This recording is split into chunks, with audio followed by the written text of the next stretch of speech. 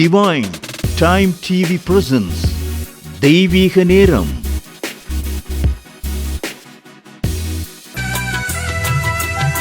சுமை தாங்கி இயேசு சுமக்கின்ற போது சுமைகளை நீ சுமந்திட வேண்டும்.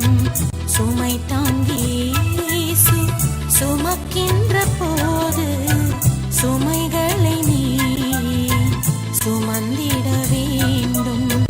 தீமை மூடாதுன்னை காக்கின்ற தேவன் இருக்கையிலே நீ கலங்குவதேன்.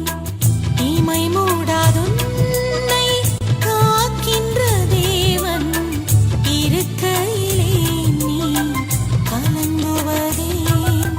வருந்தி பாரம் சுமக்கும் நீயும் அவரிடம் வந்திடு. திருந்தி நீயும் இயேசுவிடம் உன்னை தந்திடு. ஓஹோ, வருந்தி பாரம் சுமக்கும் நீயும் அவரிடம் வந்திடு.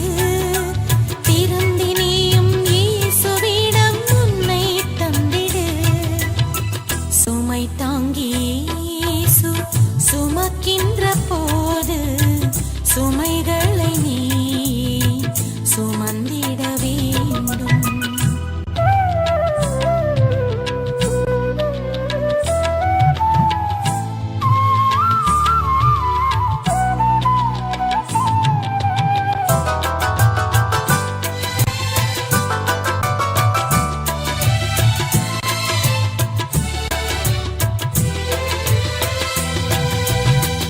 இதயத்தின் பாரம் யார் சொல்லலாகும்?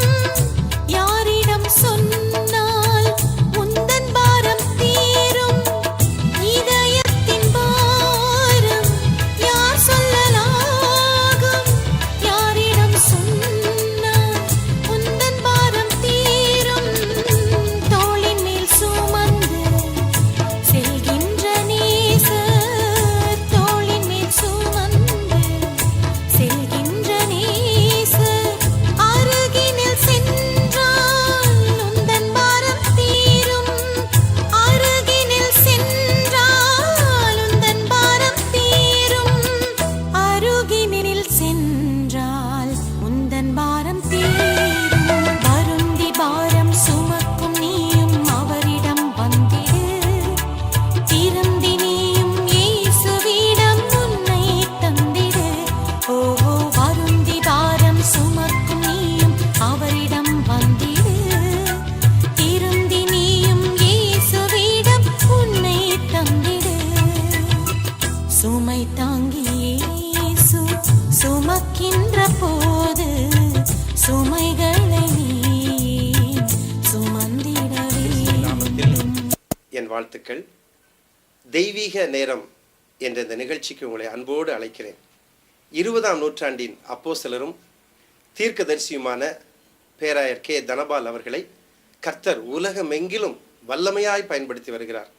அவரை கொண்டு தேவன் அநேக அற்புதங்களை அடையாளங்களை செய்திருக்கிறார். ஆண்டவரும் இரட்சகருமாகிய இயேசு கிறிஸ்துவின் இனிய நாமத்தினால் இந்த தொலைக்காட்சியை பார்த்து கொண்டிருக்கிற உங்கள் அனைவரையும் நான் வாழ்த்தி வரவேற்கிறேன். என் அன்புக்குரிய தேவனுடைய பிள்ளைகளே, இந்த கடைசி காலத்தில் உங்களோடு திருச்சபையின் உபதேசங்களை குறித்ததான சத்தியங்களை தெளிவுபடும்படியாக நன்கு ஜனங்கள் திருச்சபையை குறித்த ஒரு விளக்கத்தை கற்றுக்கொள்ளும்படியாக சில காரியங்களை நான் உங்களுக்கு இந்த தொலைக்காட்சியின் மூலமாக போதிக்க விரும்புகிறேன்.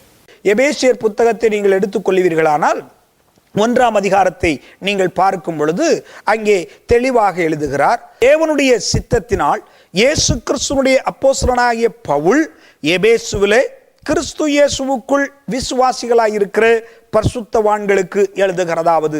நன்றாக கவனித்துக் கொள்ளுங்கள். எபேசு பட்டணத்திற்கு அப்போஸ்தல பவுல் எழுதும் பொழுதே இந்த திருச்சபையில் இருக்கிற விசுவாசிகளாய் இருக்கிற பரிசுத்தவான்களுக்கு என்று எழுதுகிறார். ஆகவே எபேசிய திருச்சபையினுடைய அங்கே பட்டணத்தினுடைய திருச்சபையினுடைய மக்களுடைய தரம் எப்படிப்பட்டது என்று சொன்னால், அவர்கள் பாவ மன்னிப்பை பெற்றுக்கொண்டவர்கள், அவர்களுடைய பாவங்கள் மன்னிக்கப்பட்டு ரட்சிப்பின் அனுபவத்தை பெற்றுக்கொண்டவர்கள், ஞானஸ்தானம் பெற்றுக்கொண்டவர்கள், அந்நிய பாஷை அடையாளங்கள், வரங்கள், கிருபைகள் ஆகியவற்றை பெற்றுக்கொண்டு கர்த்தருடைய பந்தியிலே அவர்கள் கலந்து கொள்ளக்கூடிய பரிசுத்தவான்களுடைய லிஸ்டிலே காணப்படுகிறார்கள் என்பதை நாம் நன்கு அறிய முடியும். ஆகவே எபேசிய திருச்சபை என்று சொல்லும் பொழுதே பரிசுத்தவான்களாலும் விசுவாசிகளாலும் நிரப்பப்பட்டு இருந்த இந்த சபை, இந்த சபைக்கு அவர் உபதேசிக்க ஆரம்பிக்கும் பொழுதே முதலாவது காரியத்தில் அவர் தொடங்கும் பொழுதே சொல்கிறார், தமக்கு முன்பாக நாம் அன்பில் பரிசுத்தம் உள்ளவர்களும் குற்றம் இல்லாதவர்களுமாய் இருப்பதற்கு அவர் உலக தோற்றத்திற்கு முன்பாகவே கிறிஸ்துவுக்குள் நம்மை தெரிந்து கொண்டார் என்று சொல்லி துவங்குகிறார். எனக்கு அன்பான தேவனுடைய பிள்ளைகளே, எபேசியர் 1:4 இந்த வார்த்தையை அவர் தெளிவாக நமக்கு சொல்லுகிறார். நீங்களும் நானும் இன்றைக்கு பரிசுத்தவான்களாக தேவனுடைய அன்பினால் ரட்சிக்கப்பட்டு விசுவாசிகளாய் நாம் இருப்பதற்கு மிகப்பெரிய ஒரு காரணம் என்னவென்றால், கர்த்தருக்கு முன்பதாக நாம் அன்பில் குறைவில்லாதவர்களாக, அன்பில் பரிசுத்தமுள்ளவர்களாய் இருக்கும்படிக்கு, அன்பில் எந்த விதத்திலும் குற்றம் செய்யாதவர்களாய் காணப்படும்படிக்கு அவருக்கு முன்பதாக நாம் அன்புள்ள பிள்ளைகளாய், தூய்மையான அன்புடைய பிள்ளைகளாய் இருக்கும்படி உலக தோற்றத்திற்கு முன்பதாகவே நம்மை தெரிந்து கொண்டார். வானங்களும் பூமிகளும் உண்டாவதற்கு முன்பு, உன் தாயின் கற்பத்தில் உன் சதைகளும் எலும்புகளும் உருவாவதற்கு முன்பு கர்த்தர் உன்னை என்ன செய்தார்? தெரிந்து கொண்டார். எதற்காக? அவருக்கு முன்பதாக உன் அன்பிலே குறைவில்லாமல் இருக்க வேண்டும் என்பதற்காகத்தான். ஆகவே இப்படிப்பட்டதான அன்பில் குறைவில்லாதவர்களாய் நீங்கள் இருக்கும்படிக்கு கிறிஸ்து உங்களை தெரிந்து கொண்டார். இன்றைக்கு எத்தனையோ கர்த்தருடைய பிள்ளைகள் தங்களுடைய வாழ்க்கையில் என்ன செய்கிறார் என்று பார்த்தால், அவர்கள் அநேக நேரங்களிலே பார்க்கிறோம், கிறிஸ்து இயேசுவுக்குள் ஆதியில் இருந்த அன்பை விட்டு விலகி இன்றைக்கும் அவர்கள் கர்த்தரை துதிக்கிறவர்களாய், ஆராதிக்கிறவர்களாய் காணப்படுகிறார்கள். நீங்கள் கொஞ்சம் யோசித்து பார்த்தீங்கன்னா, அநேக சபையில் பாருங்க, ஆதியில் இருந்த அன்பு இருக்காது, ஆனால் ஸ்தோத்திரம், துதி, மற்ற காரியங்கள், ஆக்டிவிட்டிஸ் எல்லாம் இருக்கும், உண்மையான அன்பு இருக்காது. இதைத்தான் கர்த்தர் இந்த கடைசி காலத்தின் சபைகளிலே மிகவும் கண்டித்து உணர்த்தி, உங்களிடத்தில் உண்மையான அன்பு தேவைப்படுகிறது என்பதை சுட்டி காட்டுகிறார். எனக்கு அன்பான கர்த்தருடைய பிள்ளைகளே, சபையிலே நீங்களும் நானும் எப்படி ஆதியிலே இருந்த அன்பு நம்ம விட்டு நீங்கி போயிட்டு அப்படின்னு சொல்லி பார்க்க கூடுமானால், வேதத்தில் நன்றாக நீங்க பாருங்க, அன்பு மாத்திரம் நமக்கு தனிஞ்சு போச்சுன்னு சொன்னா, நீங்க ஜெபம் பண்றது வேஸ்ட், நீங்க ஆராதனைக்கு போறது வேஸ்ட், நீங்க இன்னும் கர்த்தருக்காக ஊழியம் செய்கிறது வேஸ்ட், எல்லாமே வேஸ்ட்ங்கிறத அவர் திட்டமா சொல்லி கொடுக்கிறார். ஆகவே அன்பு ரொம்ப முக்கியம். ஆதியில இருந்த அன்பு எப்படி பாஸ்டர் போச்சு அப்படிங்கிற ஒரு கேள்வி உங்களுக்கு வரலாம். நீங்க பாருங்க, அன்றைக்கு ரட்சிக்கப்பட்ட அன்னைக்கு நன்றாக ஜெபித்து கொண்டிருந்தீர்கள். அந்த ஜெபம் 1 மணி நேரம் உங்களை ஜெபம் பண்ண சொன்னா 2 மணி நேரம் நீங்க ஜெபம் பண்ணுவீங்க. இன்னைக்கு 1 மணி நேரம் இல்ல, 10 நிமிஷம் கூட உங்களால ஜெபம் பண்ண முடியல. காரணம் என்ன? ஆதியிலே ஆண்டவருடைய அன்பு இருந்ததினாலே வல்லமையாய் ஜெபிக்க முடிந்தது. ஆனால் இன்றைக்கு ஜெபிக்க முடியல. காரணம் என்ன? அன்பு குறைஞ்சு போயிருக்கு. ஆதியில வசனத்தை ரட்சிக்கப்பட்ட அன்னைக்கு பைபிளை படிக்க ஆரம்பிச்சா எல்லா வேலையும் விட்டுட்டு விடிய விடிய உட்கார்ந்து பைபிளை படிச்சுட்டு இருந்தீங்க. ஆனா இன்னைக்கு 10 நிமிஷம் பைபிளை படின்னு சொன்னா கூட பைபிளை திறந்து பார்க்கறதுக்கு கூட முடியல. ஒரு வசனம் படிச்சுட்டு படுக்கிற எத்தனையோ பேர் உண்டு. ஆகவே அன்பு குறைஞ்சு போகுது. ஆதியில அன்பு இருந்ததுனால ஊழியம் செய்ய இறங்குனா விடிய விடிய ஓடி ஓடி ஊழியம் செய்தது உண்டு. ஆனால் இன்றைக்கு ஊழியத்தை செய்யக்கூடுமானால் நம்மால் முடிவதில்லை. அந்த வேலை இந்த வேலைன்னு பல சாக்குகளை சொல்லிட்டு இருக்கிறோம். இதையெல்லாம் எதை ஐடென்டிஃபை பண்ணது? ஆதியிலே இருந்த அன்பு குறைஞ்சு போச்சு என்பதுதான். ஆகவே கர்த்தர் இந்த எபேசிக்கிறது நிருபத்தின் மூலமாக பலவிதமான காரியங்களை தம்முடைய பிள்ளைகளுக்கு அவர் சுட்டி காட்டி, உங்கள் அன்பு ஒவ்வொரு நாளும் அது நாளுக்கு நாள் அது என்ன செய்யணும்? இன்க்ரீஸ் ஆகணும், அது புதுப்பிக்கப்படணும் என்று அவர் சொல்ல ஆரம்பித்தார். ஆகவேதான் நீங்கள் அன்பிலே நடந்து கொள்ளுங்கள் என்று எபேசியர் 5 அவர் புத்தி சொல்ல ஆரம்பித்தார். எபேசியருக்கு எழுதிய நிருபத்தை மாத்திரம் நீங்கள் திரும்ப திரும்ப திரும்ப முழுவதும் படித்து பார்ப்பீர்களானால், எபேசு சபைக்கு அங்கே கர்த்தராகிய தேவன் கடைசி காலத்தில் சொல்லப்பட்டதான அந்த குறைபாடு, அன்பின் குறைபாடு நிவர்த்தி செய்யப்படுகிறது இந்த எபேசியர் நிருபத்தின் மூலமாக. எபேசியர் 5 1 வாசிக்கும் போது அதனால் தான் பவுல் சொன்னார், ஆதலால் நீங்கள் பிரியமான பிள்ளைகளைப் போல தேவனை பின்பற்றுகிறவர்களாகி கிறிஸ்து தமக்காக தம்மை தேவனுக்கு சுகந்த வாசனையான காணிக்கையாகவும் பலியாகவும் ஒப்புக்கொடுத்து நம்மில் அன்பு கூர்ந்தது போல நீங்களும் அன்பிலே நடந்து கொள்ளுங்கள் என்று சொன்னார். எனக்கு அன்பான தேவனுடைய பிள்ளையே, இங்கே முதலாவது காரியம், அங்கே அன்பிலே நீங்கள் நடந்து கொள்ள வேண்டும் என்று அவர் சொல்ல ஆரம்பிக்கிறதை பார்க்கிறோம். இன்றைக்கு அநேகர் கர்த்தருடைய சமூகத்திலே நாம் அன்பிலே நடந்து கொள்ளுவதற்கு தவறி போய் விடுகிறோம். ஆதலால் தான் இந்த புஸ்தகம் 1ஆம் அதிகாரத்திலிருந்து 5ஆம் அதிகாரம் முடிக்கிற வரைக்கும் அவர் சொல்லுகிற முழு புத்திமதிகள் என்னவென்றால் அன்பு அன்பு அன்பு என்றே காணப்படுகிறது. இதில் முதலாவது வசனத்திலே சொல்லும்போது நாம் அன்பில் குற்றம் இல்லாதவர்களாய் இருக்கும்படிக்கு தேவன் தெரிந்து கொண்டார் என்று பார்க்கிறோம். அன்பில் நாம் எப்படி குற்றம் இல்லாதவர்களாய் இருக்க முடியும்? அன்பில் எப்படி நமக்கு குற்றத்தை நீக்கி பரிசுத்தம் பெற முடியும் என்பதை பார்க்கும் பொழுது 2ஆம் அதிகாரம் 1வது வசனத்தை நீங்கள் வாசிப்பீர்களானால், அக்கிரமங்களினாலும் பாவங்களினாலும் மரித்தவர்களாயிருந்த உங்களை அவர் உயிர்ப்பித்தார். அவைகளில் நீங்கள் முற்காலத்திலே இவ்வுலக வழக்கத்திற்கு ஏற்றபடியாகவும் கீழ்ப்படியாமையின் பிள்ளைகளிடத்தில் இப்பொழுது கிரியை செய்கிற ஆகாயத்து அதிகார பிரபுவாகிய ஆவிக்கேற்றபடியாகவும் நடந்து கொண்டீர்கள். அவர்களுக்குள்ளே நாம் எல்லாரும் முற்காலத்திலே நமது மாம்ச இச்சையின்படியே நடந்து நமது மாம்சமும் மனசும் விரும்பினவைகளை செய்து சுபாவத்தினாலே மற்றவர்களைப் போல கோபாக்கினின் பிள்ளைகளாய் இருந்தோம். தேவனோ இரக்கத்தில் ஐஸ்வர்யம் உள்ளவராய் நம்மில் அன்பு கூர்ந்து நம்முடைய அன்பினால் மிகுந்த அன்பினாலே அவர் நம்மை ரட்சித்துக் கொண்டார். எனக்கு அன்பான தேவனுடைய பிள்ளைகளே, அன்பு என்று சொல்லும் பொழுது இந்த அன்பு குற்றமில்லாமல் இருக்க தேவன் தம்முடைய அன்பை நமக்கு ஊற்றி கொடுத்திருக்கிறார். ஆகவே கிறிஸ்துவனுடைய மாசற்ற அந்த அன்பின் ரட்சிப்பு நமக்குள்ளாக ஊற்றப்பட்டது நிமித்தமாய் அந்த அவருடைய பாடுகளின் மூலமாய் அவருடைய இரத்தத்தின் மூலமாய் அவருடைய உயிர்த்தெழுதலின் மூலமாய் இந்த அன்பு நமக்குள் ஊற்றப்பட்டிருக்கிறது. ஆகவேதான் இந்த ஆதியிலே அவருக்கு முன்பதாக பொல்லாத லூசிபரிடத்திலே காணப்பட்ட மாயமாலமான அந்த அன்பை கர்த்தர் நீக்கி அதை நமக்குள் கொடுத்திருக்கிறார். நாம் கிறிஸ்துவின் மூலமாய் இந்த அன்பை பெற்றிருக்கிறோம். அன்பின் நிமித்தமாக கர்த்தருக்கு முன்பாக நாம் கொண்டு போய் நிறுத்தப்பட இருக்கிறோம் என்பதை அவர் சுட்டி காட்டுகிறார். 2வது காரியமாக இந்த புஸ்தகத்திலே பார்க்கும் பொழுது அவர் அன்பினால் நம்மை ரட்சித்து கொண்டார் என்று பார்க்கிறோம். அடுத்து இந்த புஸ்தகத்தில் 3ஆம் அதிகாரம் 16வது வசனத்திலிருந்து 21வது வசனம் வரைக்கும் நீங்கள் வாசிக்கும் பொழுது அன்பிலே நீங்கள் வேரூன்றி இருக்க வேண்டும் என்று அவர் விரும்புகிறார். அடுத்து 4ஆம் அதிகாரம் 2வது வசனம் 14வது வசனம் வரைக்கும் நீங்கள் பார்க்கும்போது அன்பினால் ஒருவரோடு ஒருவரை தாங்குங்கள் என்று அவர் போதிக்கிறார். 4ஆம் அதிகாரம் 15ஆம் வசனத்திலிருந்து 32வது வசனம் வரைக்கும் நீங்கள் பார்க்கும் பொழுது அன்பில் சத்தியத்தில் கை கொண்டு அன்பினால் சத்தியத்தை நீங்கள் ஏற்றுக்கொண்டு நடவுங்கள் என்று அவர் புத்தி சொல்லுகிறார். முற்றிலுமாக இந்த புஸ்தகம் முழுவதும் கிறிஸ்து இயேசுவின் அன்பை குறித்தே சொல்லுவதாக நாம் காண்கிறோம். ஆகவே எனக்கு அன்பான தேவனுடைய பிள்ளைகளே, எபேசியருக்கு எழுதிய இந்த முதலாவது திருச்சபைக்கு கர்த்தராகிய தேவன் கொடுத்த முதல் காரியம், ஆதியிலே கொண்டிருந்த அன்பை நீ விட்டாய் என்று உண்மையிலே எனக்கு குறைவு உண்டு. அந்த அன்பை நீ திரும்பவும் என்ன செய்ய வேண்டும்? பெற்றுக்கொள்ள வேண்டும். அந்த அன்பை உனக்குள்ளாக நீ அனல் மூட்டி எழுப்பிவிட வேண்டும் என்று அவர் விரும்புகிறார். இதே புத்தகத்தின் கடைசி நிருபமாகிய லவோதிக்கேயா என்று எழுதப்பட்ட திருச்சபைக்கு அவர் சொல்லக்கூடிய புத்திமதிகளையும் நாம் பார்க்கும் பொழுது பரிசுத்தவான்களும் விசுவாசிகளுமாய் இருக்கிற கொலோசைய திருச்சபைக்கு எழுதுகிறது என்று சொல்கிறார்.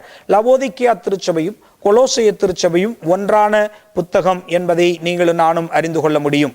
ஆகவே இந்த நாட்களிலே நீங்களும் நானும் ஆதியிலே இருந்த அன்பை பெற்றுக்கொள்ளும்படியாக கிறிஸ்து நமக்கு போதித்தபடியே அந்த அன்பிலே நடந்து கொள்ளும்படி நம்மை நாமே அர்ப்பணிக்கும் பொழுது ஆரம்பத்தில் இருந்ததான அந்த தெய்வீக அன்பை உயிர்ப்பித்து கொள்ளும்படியாக உங்களையும் என்னையும் கர்த்தருக்கு ஒப்பு கொடுத்து நாம் திரும்பவும் வேதத்தை வாசிக்கும்படியாக திரும்பவும் நம்முடைய ஜெப ஜீவியத்தை கூட்டிக் கொள்ளும்படியாய், ஊழியத்தின் வாஞ்சையை நாம் உற்சாகப்படுத்திக் கொள்ளும்படியாக நம்மை அர்ப்பணம் செய்யும் பொழுது இந்த வார்த்தைகள், இந்த வசனங்கள், இந்த உபதேசங்கள் நம்முடைய வாழ்க்கையை உயிர்ப்பிக்கும் என்பதை நாம் அறிந்து கொள்ள முடியும்.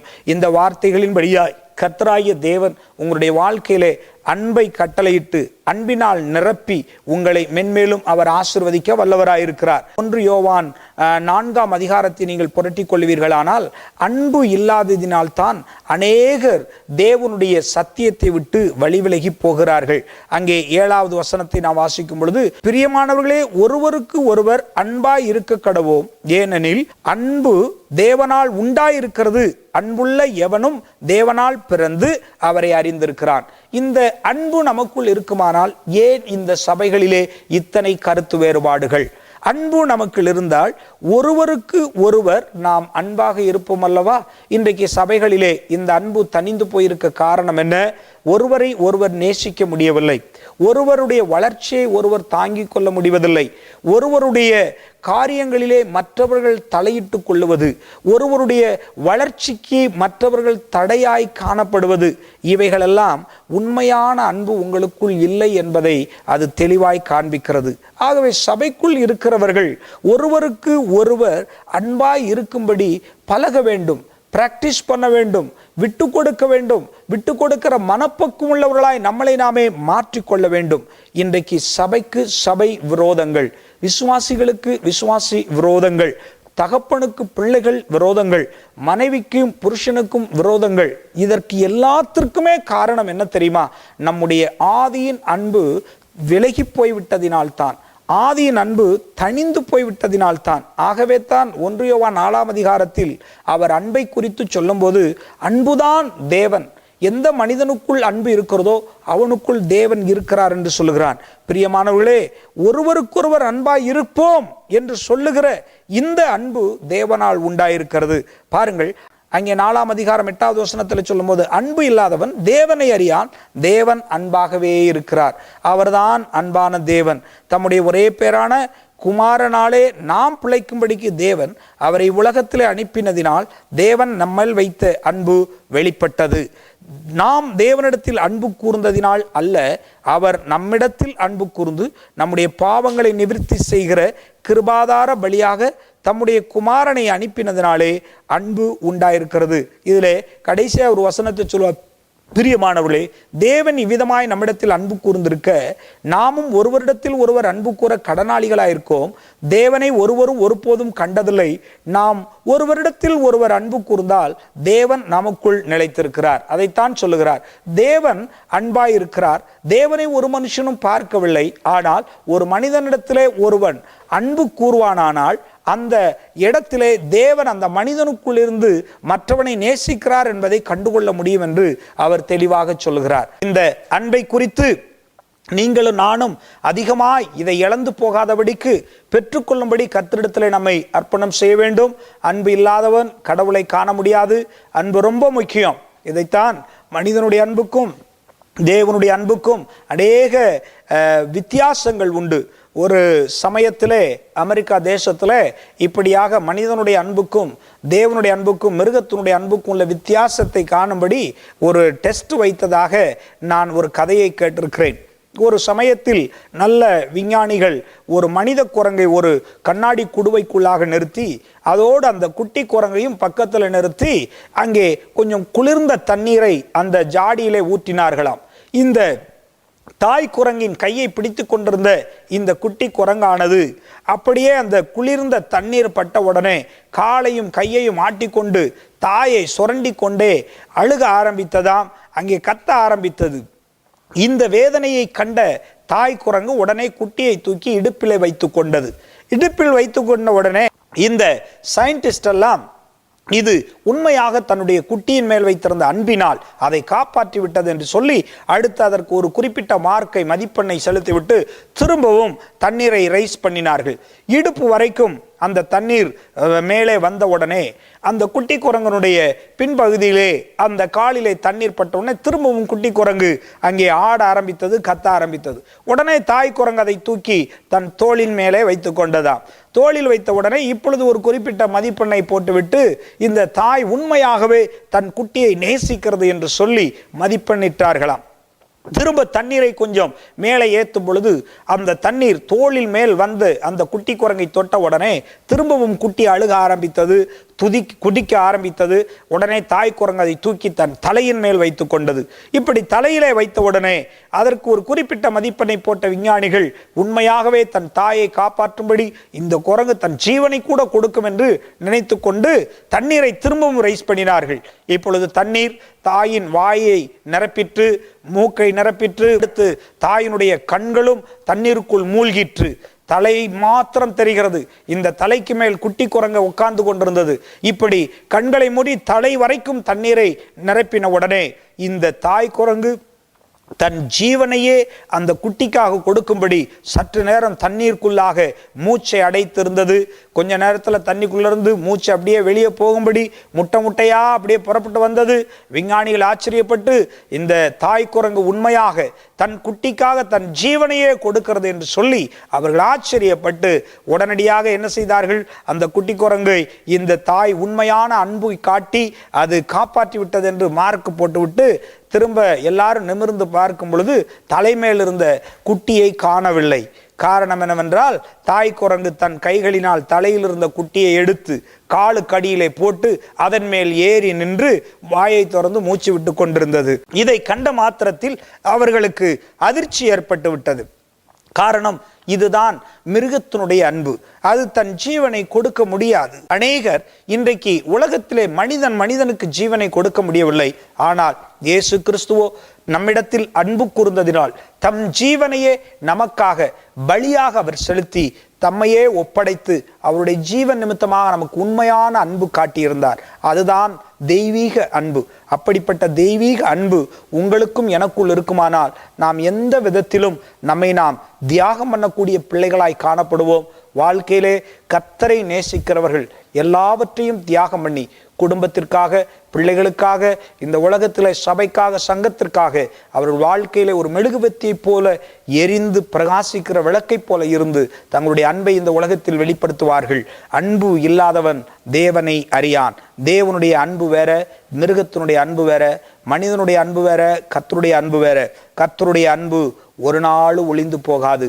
அன்பு இல்லை என்றால் தேவனை அறியான். ஆகவேதான் வெளிப்படுத்தின விசேஷத்தின் சபையிலே எபேசு சபைக்கு அவர் சொல்லும்போது முதலாவது சொன்ன எபேசு சபையிலே ஆதியிலே இருந்த அன்பு நீ விட்டு விட்டாய். ஆதியிலே எனக்காக ஜெபித்து ஓடி திரிந்தாய், ஊழியம் செய்தாய், கொடுத்தாய், எத்தனையோ காரியங்களை தியாகமாய் செய்தாய். ஆனால் இன்றைய சூழ்நிலையில் அவைகளை செய்ய முடியாதபடிக்கு காலங்கள் உன்னை நெருக்கக்கூடுகிறது. அநேக பிரச்சனைகள் உன்னை சூழ்ந்து கொள்ளுகிறது. அநேக விதமான காரியங்கள் உனக்கு தடை செய்கிறது. ஆகவே தேவனுடைய அன்பை நீ இழந்திருக்கிறாய். இந்த அன்பை நீ புதுப்பித்துக் கொள்ள தேவன் ஒரு வாய்ப்பு கொடுத்திருக்கிறார். அந்த அன்பு உனக்குள் இருக்குமானால் எந்த விதத்திலும் நீ ஒருவரை ஒருவர் தாங்கி ஒருவருடைய காரியங்களில் அன்பு கூர்ந்து மற்றவர்களை சிநேகிக்கும்படியாக உன் வாழ்க்கை அமைத்துக் கொள்வாய். இப்படி நீ செய்யும் பொழுது கர்த்தருடைய வருகைக்கு நீ ஆயத்தமாயிருப்பாய். நீங்கள் அந்த ஆசீர்வாதத்தை பெறும்படிக்கு உங்களுக்காக நான் கண்களை மூடி ஜெபிக்கிறேன். இந்த செய்தி உங்களுக்கு மிகுந்த ஆசீர்வாதத்தை கொண்டு வரும் என்று நான் நம்புகிறேன். ஒருவேளை கர்த்தர் இதன் மூலமாய் பேசினால் உங்களுடைய கருத்துக்களையும் சாட்சிகளையும் எங்களுடைய முகவரிக்கு எழுதுங்கள். உங்களுக்காக நான் ஜெபிக்கிறேன். கர்த்தர் உங்களை ஆசீர்வதிப்பாராக. பரிசுத்தமுள்ள நல்ல பிதாவே, இந்த தொலைக்காட்சியை கண்டு கொண்டிருக்கிற ஒவ்வொரு மக்கள் மேலும், ஒவ்வொரு கர்த்தருடைய பிள்ளைகள் மேலும் அவருடைய மனக்கண்களை திறந்து சத்தியத்தை கற்றுக்கொள்ளும்படி அவருடைய இருதயத்தை திறக்க வேண்டும் என்று நான் ஜெபிக்கிறேன். ஆண்டவரே, நீர் ஒருவரே ஜீவனுள்ள தேவன். கர்த்தர் எங்களை அழைத்த அழைப்பை நாங்கள் அறிந்து கொண்டு அதற்கேற்றபடி வாழும்படி ஜீவிக்கும்படி கிருபை தர வேண்டும் என்று நான் வேண்டிக் கொள்கிறேன். காண்கிற ஒவ்வொரு மக்களையும் நீர் ஆசீர்வதியும், பொறுப்படுத்திக் கொள்ளும். இயேசு கிறிஸ்துவின் நாமத்தில் ஜெபிக்கிறோம் நல்ல பிதாவே. ஆமேன், ஆமேன். எல்லாரும் ஆவிலே நிரம்பும் பொழுது அது உங்களுடைய அடையாளமாக இந்த மக்களுக்கு காண்பிக்கப்படி ஜெபிக்கிறேன். இயேசுவின் நாமத்தில் ஒவ்வொருவர் மேலும் பரிசுத்த ஆவி இறங்கட்டும், பரிசுத்த ஆவி இறங்கட்டும், வரங்கள் இறங்கட்டும், கிருபைகள் இறங்கட்டும், வல்லமைகள் பரிசுத்த ஆவிகளுக்கு கட்டளையிடுகிறேன். புறப்பட்டு போ இயேசுவின் நாமத்திலே.